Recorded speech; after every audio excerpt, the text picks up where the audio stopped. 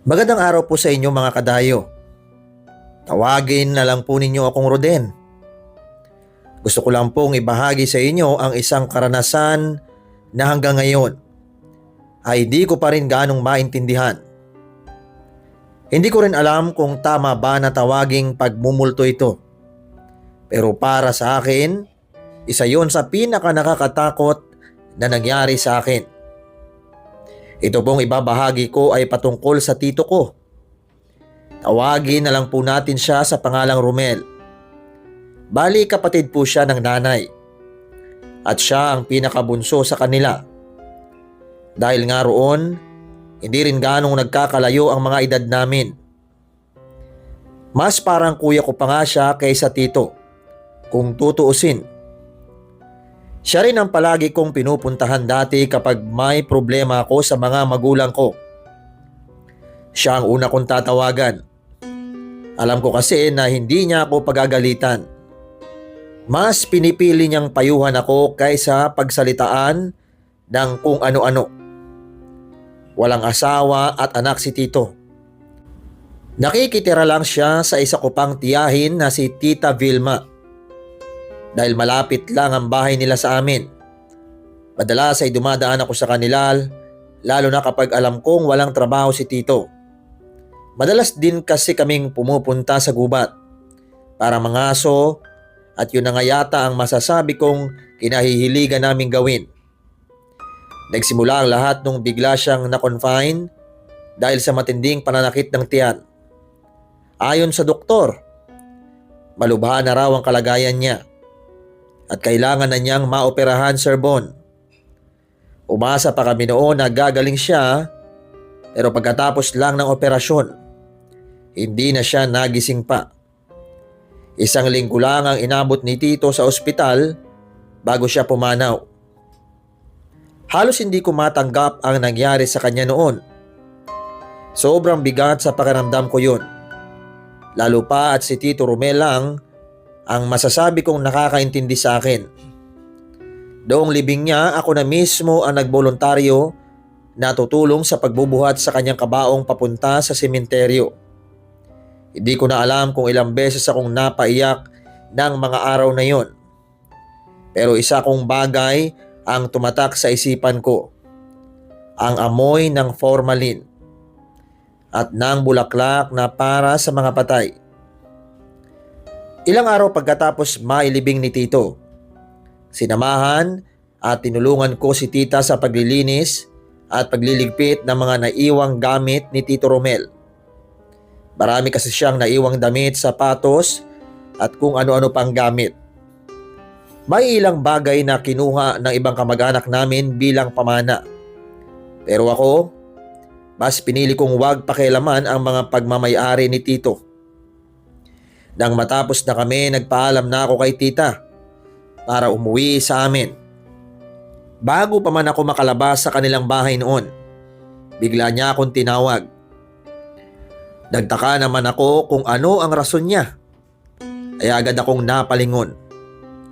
Nandilat naman kaagad ang mga mata ko nang makitang hawak ni tita ang paboritong damit ni Tito Romel.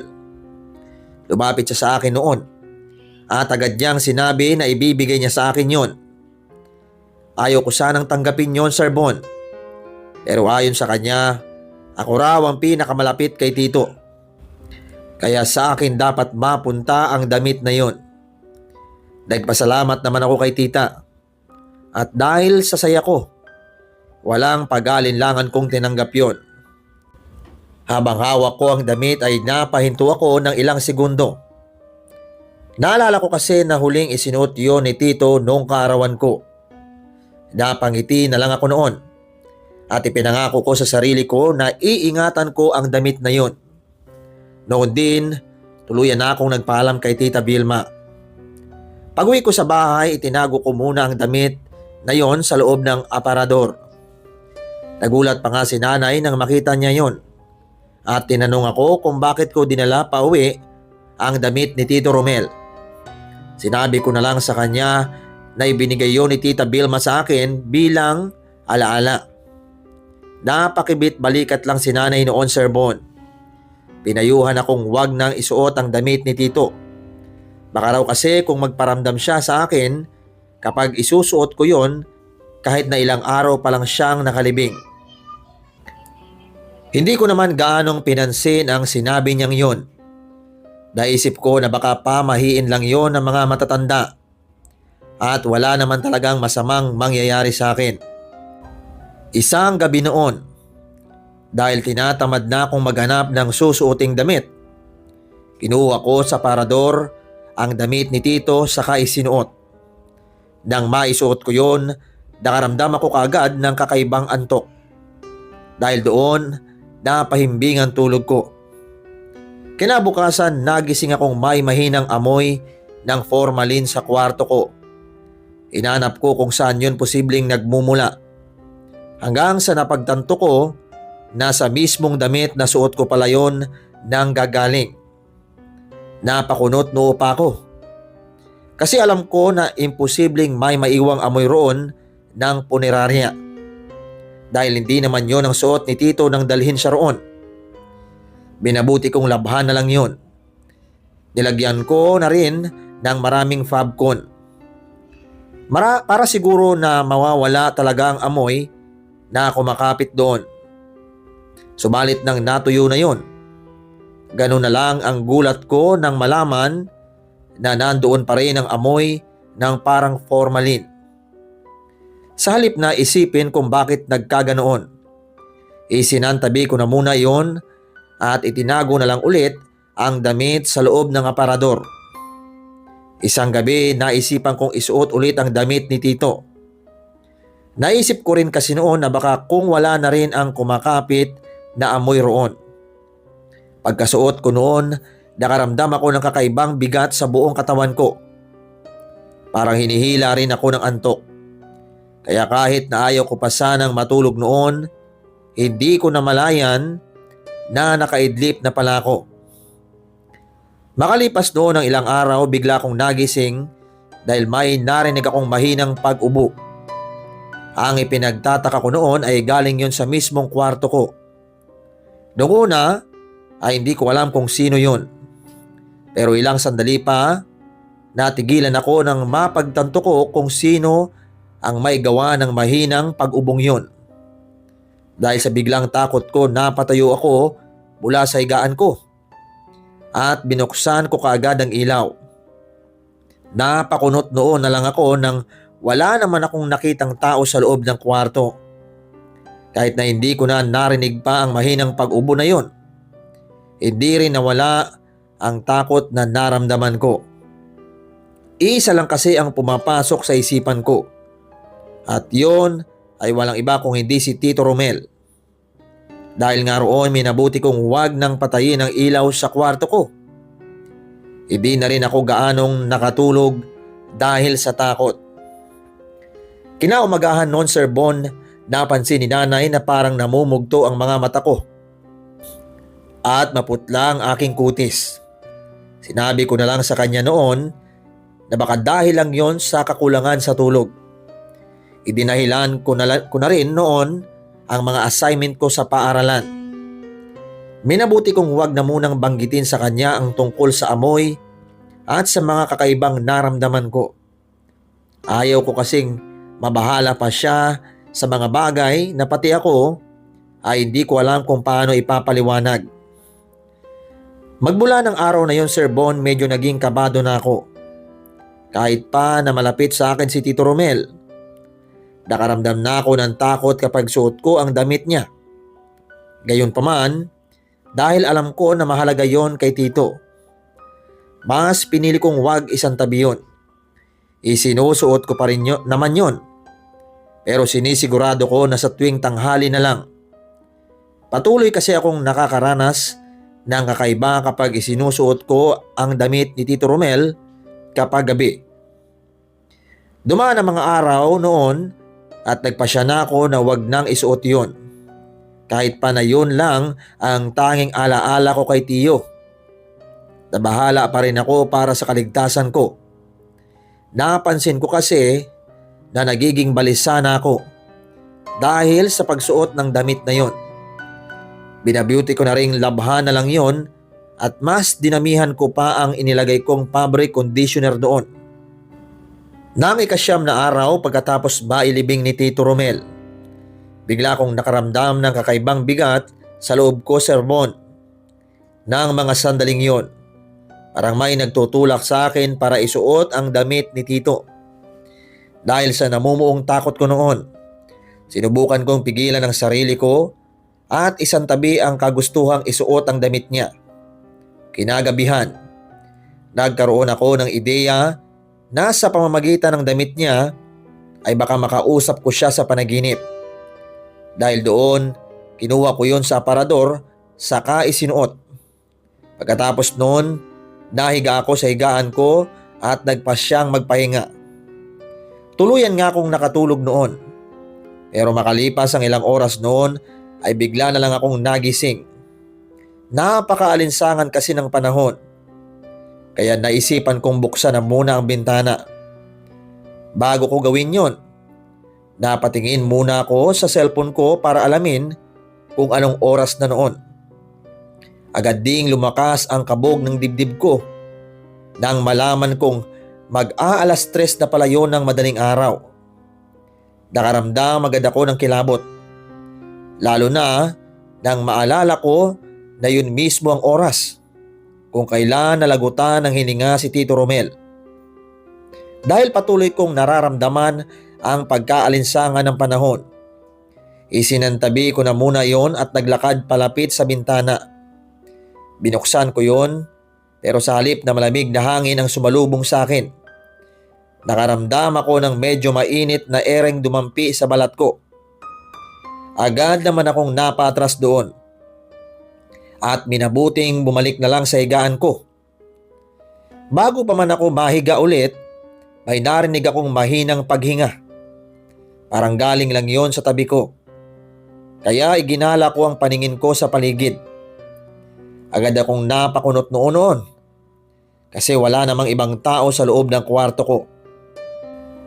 Nasa kalagitnaan ako ng paglinga sa loob ng kwarto nang mapalingon ako sa salaming nakalimutan ko palang takpan. Tinignan ko ang sarili ko roon. Noong una, sarili kong muka ang nakikita ko roon. Pero makaraan lang ang halos 15 segundo. Unti-unting nagbago ang nakikita ko. Alam kong ibang tao ang nasa refleksyon ko kasi mas matanda yon kaysa sa akin. Nakumpirma kong may nangyayaring kakaiba noon nang mapansin ko na bahagyang ngumiti sa akin ang refleksyon na nakikita ko. Halos hindi ako makahinga noon dahil alam ko kung sino ang nakikita ko. Walang iba kung hindi si Tito Romel.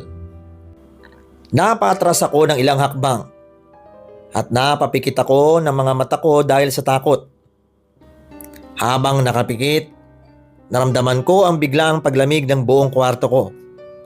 May naririnig din akong mahinang paghinga noon, malapit sa tenga ko.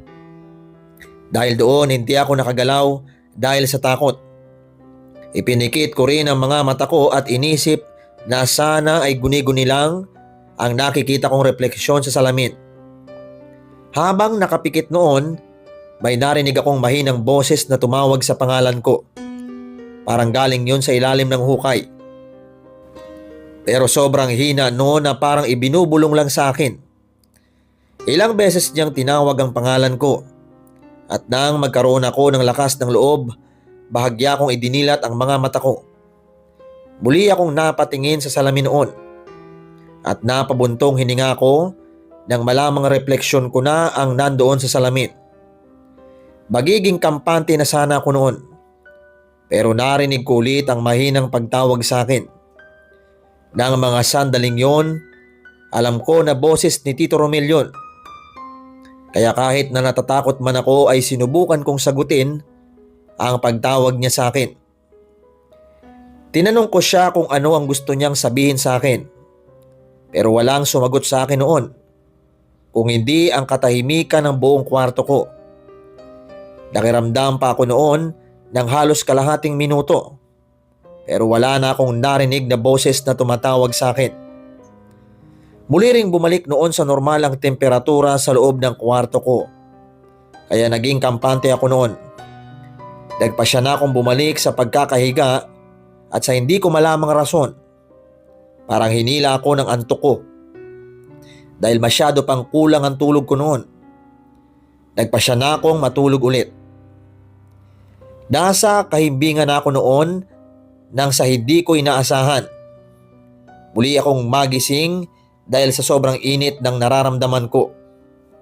Saktong pagdilat ko ng mga mata ko, may naaninag akong lalaking nakatayo sa gilid ng kama ko.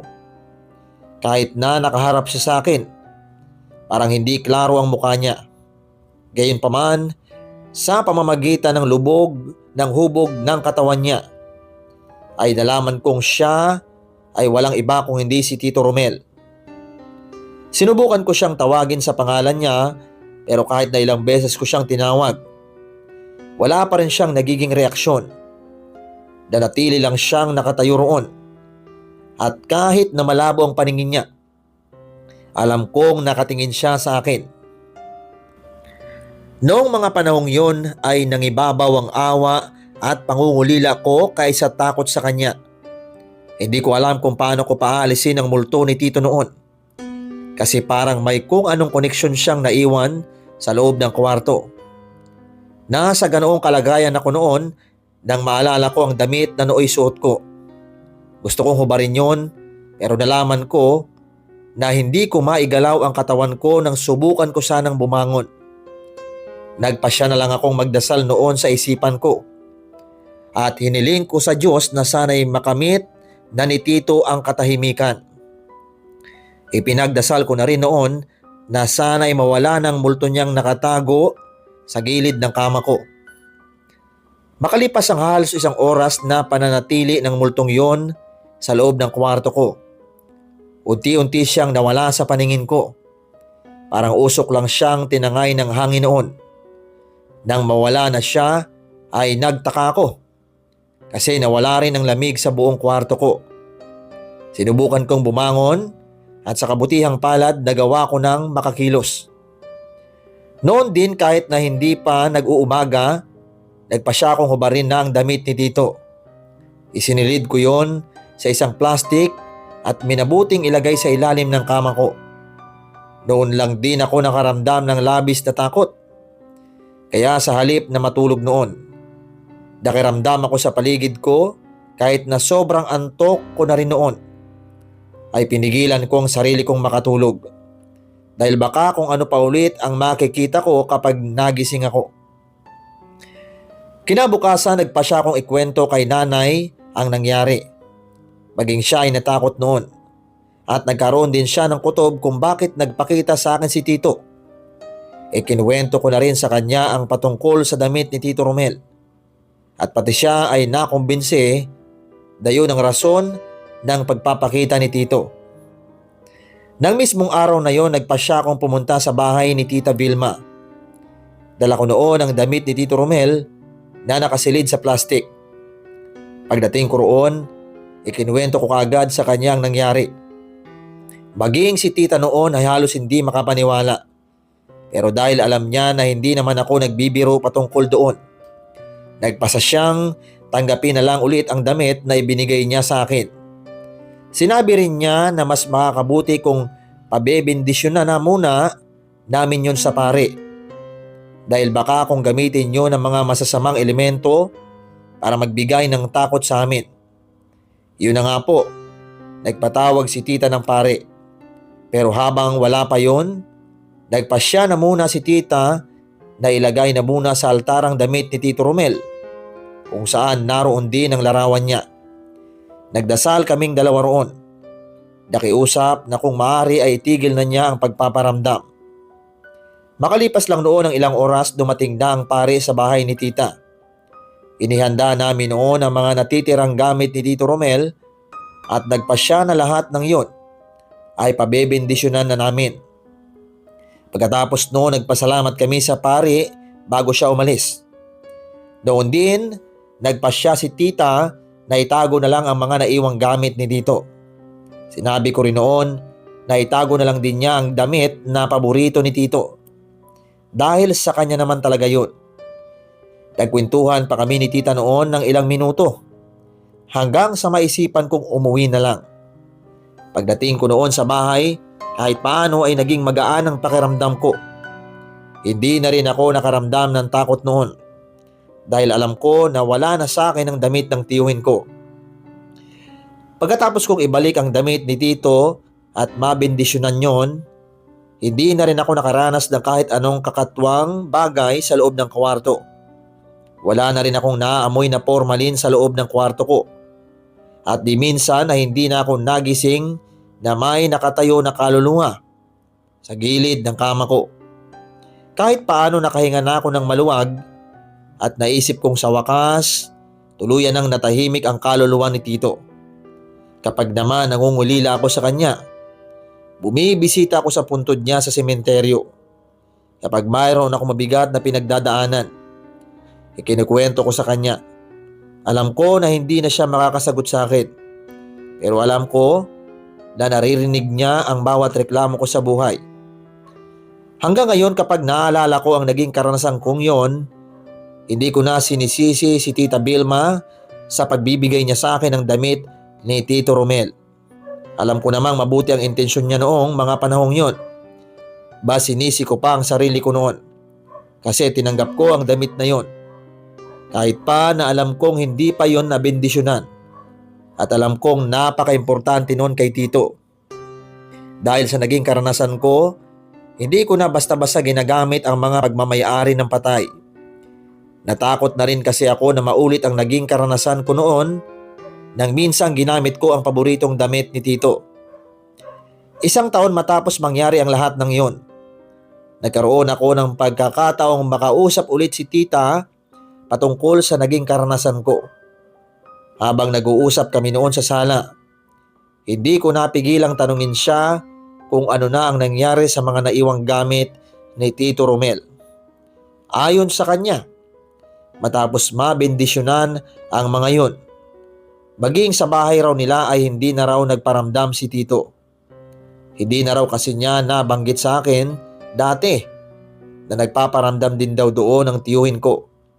Lalo na kapag sumasapit ang 3:00 ng madaling araw. Doon ko lalong napatunayan na tama ang ginawa naming dalawa noon, ang pagpapabindisyon sa mga naiwang gamit ni Tito. Bago ako umuwi nung araw na yon, sumama ako kay tita sa sementeryo para dalawin ang puntod ni Tito. Habang naglilinis kami roon, hindi ko napigilang mapangiti nang maalala ko ang mga biruan at payo na ibinigay niya sa akin nung nabubuhay pa siya. Sa halip na takot, kapayapaan na lang ang naramdaman ko ng mga sandaling yon. Napagtanto ko na marahil hindi naman talaga masama ang intensyon ni Tito Romel na magparamdam siya sa akin. Baka gusto lang niya akong makausap na huling beses, o baka mahirap lang talaga para sa kanya na tuluyang iwan kami nang hindi man lang nakakapagpaalam ng maayos sa amin. Sa ngayon, kapag naalala ko ang lahat ng mga nangyaring yon, hindi na ako nakakaramdam ng takot. Mas pinipili kong pasalamatan ang ilang beses na pagpaparamdam sa akin ni Tito. Marahil kahit sa parang yon, ay sinusubukan niyang ipadama sa akin ang pagmamahal. At baka gusto lang din niyang sabihin sa akin na palagi niya akong ginagabayan. Hanggang dito na lamang ang ating nakakatakot na kwento, mga kadayo. Mag-ingat kayong lahat at maraming salamat po sa inyong lahat.